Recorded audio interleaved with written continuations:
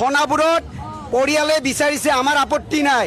সোণাপুৰত তেখেতৰ শ্মশান হওক আৰু তেখেতৰ বাবে তাত স্মৰণস্থলী হওক, আমাৰ আপত্তি নাই। কিন্তু জুবিন দাই যিহেতুকে এটা কথাই কৈ গৈছিল, পলিটিক্স নকৰিবা বন্ধু।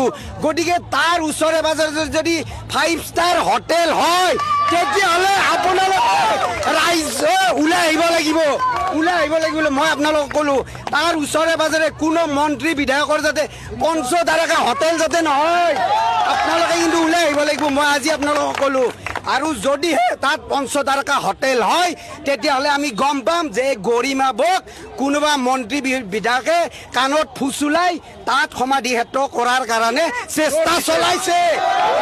আপোনালোকে এই বস্তুখিনি অসমৰ ৰাইজক জনাব, অসমৰ ৰাইজক জনোৱাটো দৰকাৰ। কাৰণ জুবিন গাৰ্গ এজন ব্যক্তি নাছিল, তেখেত আমাৰ অনুষ্ঠান আছিল। আমাৰ অনুষ্ঠান ধ্বংস